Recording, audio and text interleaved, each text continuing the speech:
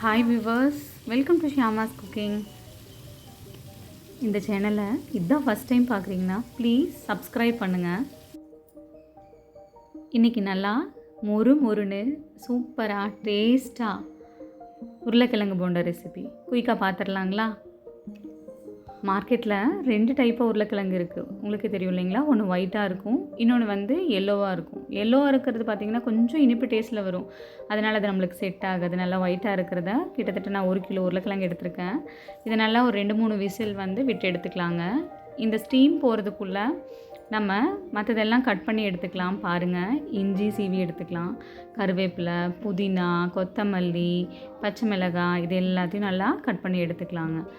ஒரு பேனில் கொஞ்சோண்டு எண்ணெய் விட்டுட்டு, உங்களுக்கு நல்லா கடலெண்ணெய் போட்டிங்கன்னா நல்லா வாசமாக இருக்கும். இது கூட நல்லா பெரிய ஸ்பூனில் கடலைப்பருப்பு 1 ஸ்பூனு, அதுக்கப்புறம் நம்ம உடைக்காத உளுந்து இருக்கு இல்லைங்களா, முழு உளுந்து, அது 1 ஸ்பூன் நல்லா பெரிய ஸ்பூனில் ஆட் பண்ணிக்கலாங்க. நல்லா நம்மளுக்கு வாய்க்கு நம்மளுக்கு கடிக்கும்போது நல்லா கடிப்படும், அந்த அளவுக்கு நம்ம ஆட் பண்ணிக்கலாம். கூடவே சீரகம், சின்ன சீரகம் ஆட் பண்ணிக்கலாம். இது கூட நம்ம பெருஞ்சீரகம் ஆட் பண்ணாலும் நல்லாயிருக்கும். இப்போது நல்லா ஃப்ரை ஆயிடுச்சு.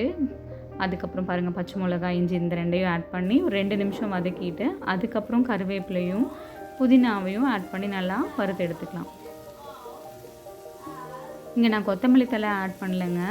இதெல்லாம் வணக்கி எடுத்ததுக்கப்புறம் லாஸ்ட்டாக, அதாவது அந்த பிசையும் இல்லைங்களா, அப்போ ஆட் பண்ணால் போதும். அது வணங்கிறதுக்குள்ளே பார்த்திங்கன்னா இங்கே உருளைக்கிழங்கு தோல் உரிச்சாச்சு.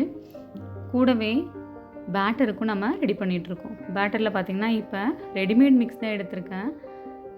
அது கூட கொஞ்சம் சாம்பார் தூள், கொஞ்சோண்டு பெருங்காயத்தூள், அதுக்கப்புறம் பாருங்கள் பேக்கிங் சோடா கொஞ்சோண்டு, அதாவது சோடாப்பு, இதெல்லாம் நல்லா ஆட் பண்ணி நல்லா தண்ணி ஊற்றி நல்லா லைட்டான கன்சிஸ்டன்சியில் பிசைஞ்சு எடுத்துக்கலாங்க. ஏன்னா கொஞ்சம் திக்காக இருந்தால் உங்களுக்கு போண்டா வந்து ரொம்ப திக்கான மாதிரி ஃபீலாக இருக்கும். உங்களுக்கு கடித்து சாப்பிடும்போது அந்த ஸ்கின்னே பெருசாக நிறையா இருக்கிற மாதிரி ஃபீல் ஆகும். அதனால் மைல்டாக எடுத்துக்கலாங்க.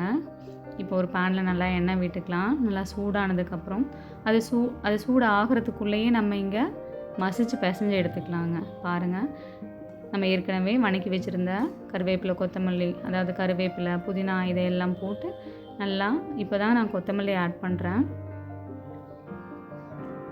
இன்னும் நான் உப்பை ஆட் பண்ணலிங்க. ஏன்னா இப்போ கொத்தமல்லி ஆட் பண்ணுறோம், அதுக்கப்புறம் இது ஒரு அளவு தெரியும் இல்லைங்களா நம்மளுக்கு, இதுக்கப்புறம் நம்மளுக்கு உப்பை ஆட் பண்ணால் கரெக்டாக இருக்கும். உங்களுக்கு சம்டைம்ஸ் வந்து உப்பு ஜாஸ்தி ஆகிற மாதிரி ஃபீலாக இருக்கும், நம்மளுக்கு தெரியாது. அதனால் நான் என்ன பண்ணுவோம், அதாவது ஒரு சின்ன டிப் பார்த்திங்கன்னா, ஒரு வேக வச்சோடனே 1-2 உருளைக்கிழங்கு தனியாக எடுத்து வச்சுருங்க. சப்போஸ் உப்பு ஜாஸ்தியானால் கூட அந்த உருளைக்கிழங்கு உள்ளே போடும்போது உங்களுக்கு அந்த உப்பு நார்மல் ஆயிரும், கரெக்டாகிடும். நல்லா மசிச்சு எடுத்து நல்லா பால் பிடிச்சி எடுத்துக்கிட்டோங்க. இப்போது நம்ம ஏற்கனவே ரெடி பண்ணி வச்சுருக்கிற பேட்டருக்குள்ளே இந்த பால்ஸ் எல்லாம் போட்டு நல்லா டிப் பண்ணிவிட்டு, கிட்டத்தட்ட ஒரு 10 பால் தான் பிடிச்சிருக்கேங்க. அதுக்கப்புறம் பார்த்துக்கலான்ட்டு. இப்போ நல்லா எண்ணெய் காஞ்சிருச்சு பாருங்கள், நல்லா காஞ்சிருச்சு. இதில் போட்டும்போது நல்லா பொரிஞ்சு வரும். ரொம்ப, அதாவது எண்ணெய் காஞ்சிருச்சுன்னா உங்களுக்கு நல்லா ஒரு மாதிரி பிளாக் கலரில் ஆயிரும் அந்த ஸ்கின்னு, சாப்பிட்றதுக்கே நல்லா இருக்காது, கருது போன மாதிரி ஆயிரும். அதனால் நம்மளுக்கு வந்து லைட்டாக எல்லோயிஷாகவே இருந்தால் தான் நம்மளுக்கு நல்லாயிருக்கும். ஸ்கின்னு வந்து நல்லா மொறுன்னு இருக்கணும், அட் த சேம் டைம் அது கருப்பாகவும் கூடாது. அந்தளவுக்கு நம்ம பெரட்டி போட்டு நல்லா ஃப்ரை பண்ணி எடுத்துக்கலாங்க. பாருங்கள், நல்லா இது நல்லா உள்ளே பொரியும் போதே நல்லா வாசனை, அந்த மல்லி புதினாவோட வாசனை. இந்த ரெசிபி பாருங்கள் நல்லா மொறுன்னு இருக்குது. இந்த ரெசிபி உங்களுக்கு பிடிச்சிருந்ததுன்னா ப்ளீஸ் சப்ஸ்கிரைப் பண்ணுங்கள். தேங்க்ஸ் ஃபார் வாட்சிங். ஹரே கிருஷ்ணா.